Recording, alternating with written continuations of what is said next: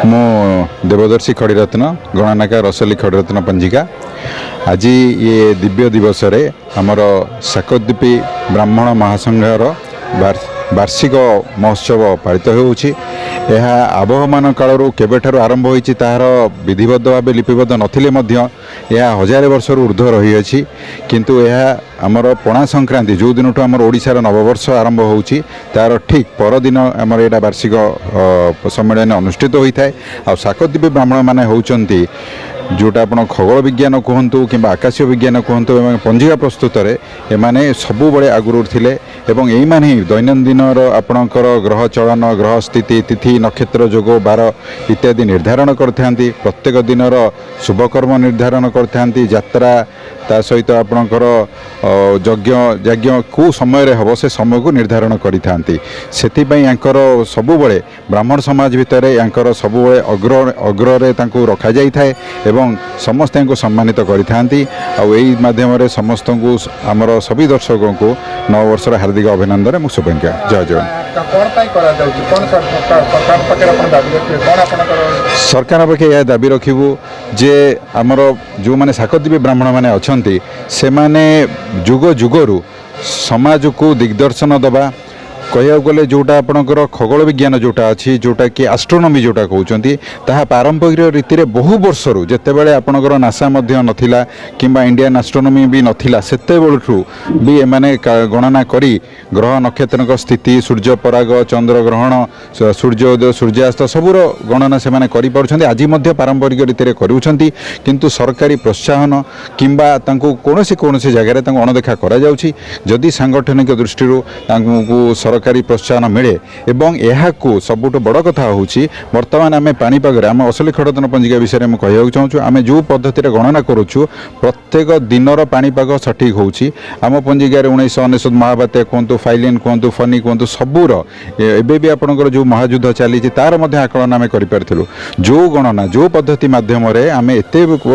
करूँ ताकू जदि सरकारी स्तर में प्रोत्साहन मिले आउ ताकू जोटा आपंकर इंडियन मेट्रोलॉजी डिपार्टमेंट रे जदि स्थानित करा जाता ताले समस्त उपकृत होते। पंडित विजय कुमार नायक शर्मा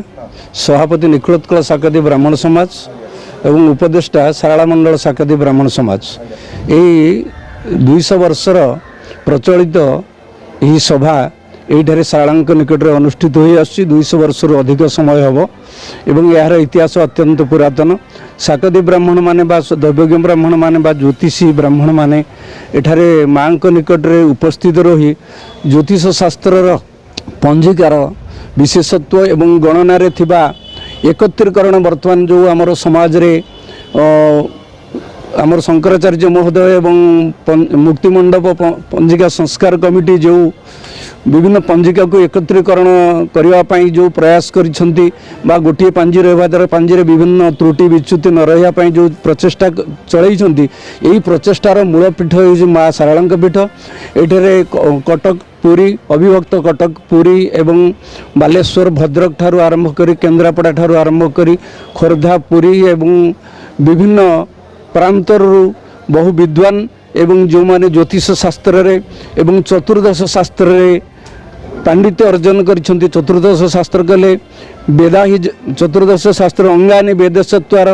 मीमांसा न्याय विस्तार धर्मशास्त्र पुराणांच विद्या हेतु चतुर्दश ही चतुर्दश शास्त्र रे पांडित्य अर्जन करिसेंती। सेहि माने एठारे एकत्रित होई एई शुभ दिन गुड़िक केउ पद्धति रे केउ नियम रे किभଳି भाव ठीक रहिबा दरकार एवं समाजर मंगल पाई किभଳି भाव यह अभिप्रेत ताहा सम्यक भाव आलोचना करी लोक मानकु दिग्दर्शन दउथले यह मध्य एबे बजाय रही एवं जेते पांजी रे त्रुटि विच्युति थाउना कहीं आमे समाजर प्रत्येक क्षेत्र में उपस्थित रही लोक मानकु समाज पाई उपदेश प्रदान करूचु एवं